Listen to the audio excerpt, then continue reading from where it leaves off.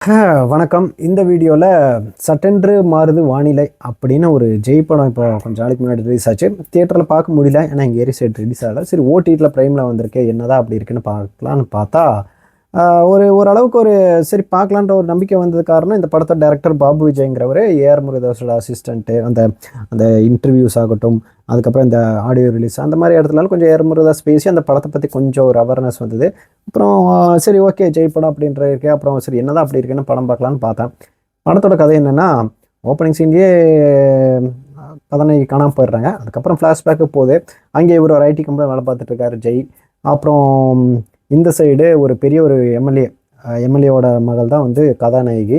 அவங்க வந்து இன்னொருத்தர், அவரோட ஃப்ரெண்டு வந்து இவங்களை எப்படியாவது கல்யாணம் பண்ணிக்கணும், இவங்க வீட்டு இருக்கிற சொத்தை எப்படியே எடுத்துக்கணும் அப்படின்னும் எதிர்பார்த்துக்கிட்டு இருக்காங்க.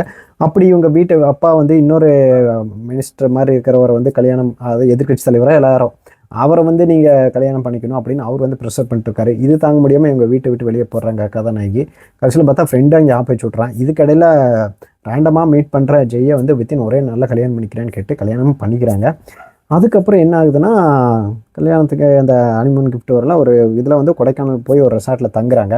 அந்த ரெசார்ட்டில் வில்லன் இருக்கார்ல, ராமச்சந்திர ராஜு, அவர் இந்த எல்லா ரூம்லேயும் வந்து இந்த கேமராலாம் வச்சு இது வீடியோ எடுத்து அதை விற்றுக்கிட்டு இருக்காரு அப்படின்ற ஒரு விஷயம் அதை தனியாக பண்ணிகிட்டு இருக்காரு. இது ஒரு சமயத்தில் ஜெய்க்கு தெரிய வருது. ஜெயோட வீடியோவும் அவர் எடுத்து வச்சுருக்காருன்னு தெரிய வருது. இப்போ ஜெய்க்கு இது விஷயம் தெரிஞ்சதுனால இவரை போட்டணும்னு நினைக்கிறாரு. ஜெய் இதுக்கப்புறம் என்ன பண்ணுறாரு, அப்புறம் இந்த வீட்டை வாங்குறதுக்கு இவங்களுக்குள்ள சில பிரச்சனைகள்லாம் போயிட்டுருக்கு. அதெல்லாம் என்னாச்சுன்றதான் மிச்ச படத்தோட கதை. நான் ஓவராலாக பார்த்தது புரிஞ்சதை வச்சு தான் சொல்லியிருக்கேன். ஏன்னா ஒரு கட்டத்துக்கு மேலே இது என்னடா கதை, எதை நோக்கிடா போயிட்டு இருக்குன்ற மாதிரி தான் கண்டபடிக்கு எடுத்து வச்சுருந்தாங்கன்னு சொல்லலாம். ஓப்பனிங் சீன்லேயே ஒன்று காட்டுறாங்க, காணாமல் போகிற மாதிரி அப்படி இப்படின்னு காட்டுறாங்க. திடீர்னு ஃப்ளாஷ்பேக்கில் பார்த்தா ரேண்டமாக ஒரு ஒரு அந்த காஃபி ஷாப்பில் வழக்கம் போல் ஹீரோயினை பார்க்குறது, அவங்க யாருக்காவது ஊட்டி விட்டுட்டு இருக்கிறது. அதுக்கப்புறம் அடுத்த நாள் பப்பில் பார்த்தோன்னே இவர் வந்து பேசணுன்னே அந்த பொண்ணுக்கு ஓகே ஆகி அடுத்த நாளே கல்யாணம் வேறு பண்ணிக்கிறாங்க. இந்த மாதிரிலாம் ரொம்ப ரொமான்டிசஸ்லாம் பண்ணதை தாண்டி அதுக்கப்புறம் சில லோன் வாங்கி வீடு வாங்குறதாகட்டும், இந்த ஆஃபீஸ் என்வரான்மெண்ட் ஆகட்டும், இந்த சீன்லலாம் மோஸ்ட் ஆஃப் த சீன்ஸ் வந்து எதுவுமே வந்து ஒன்னோட கனெக்டிவிட்டியோட இல்லாமல் அது பாட்டுக்கு போயிட்டு இருந்தது. சரி ஓகே, ஏதோ வில்லன் சைட்லையாவது இந்த ஆளை இத்தனை கேஜிஎஃப் இல்லைனா அவரை போட்டிருக்காங்களே, சரி அந்த அளவுக்கு டெரராக ஏதாவது பண்ணுவார், பெருசாக ஏதாவது பண்ணுவார்னு பார்த்தா அவர் ஒரு கட்டத்துக்கு மேலே ஒன்றுமே இல்லை. அவர் எதாவது பண்ணிடுவார்னு பார்த்தா அவர் ஒன்றுக்குமே இல்லை. செகண்ட் ஹாஃப்லலாம் அவர் இல்லவே இல்லைன்ற மாதிரி தான் பண்ணியிருந்தார். ரொம்ப வீக்கான வில்லனாகவும் இருந்தாங்க.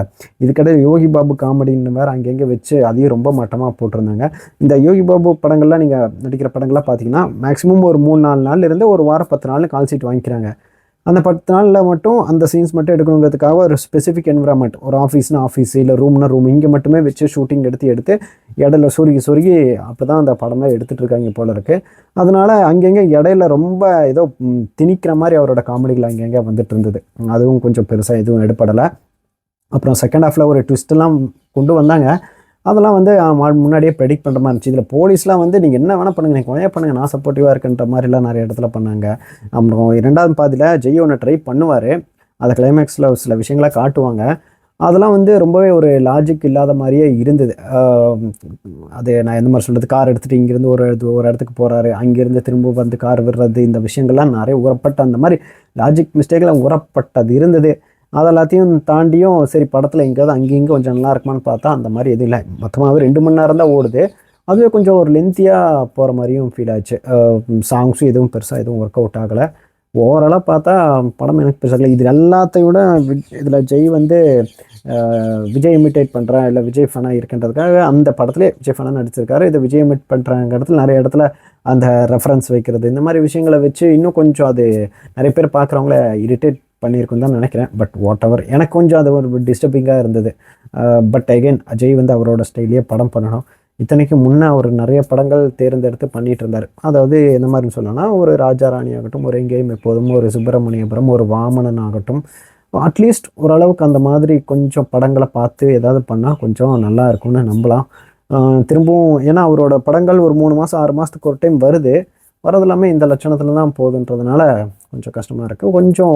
கொஞ்சம் ஸ்டோரி ஒரு சென்ஸ் மேபி டெவலப் பண்ணிக்கிட்டு ஒரு ப்ராப்பரான ஸ்டோரி கேட்டு நல்ல கதைகள் நடித்தா சீரியஸாக நல்லாவே வரலாம். அவர் இன்னும் அவருக்கு கதைகள் வருதுன்றப்போ அது கொஞ்சம் செலக்டிவாக கொஞ்சம் நல்ல கதைகளாக தேர்ந்தெடுத்து பண்ணால் கொஞ்சம் நல்லாவே இருக்கும். அப்பார்ட் ஃப்ரம் தட் படம் எல்லாமே சுத்தமாக ஒரு ஆவரேஜான படம் தான்.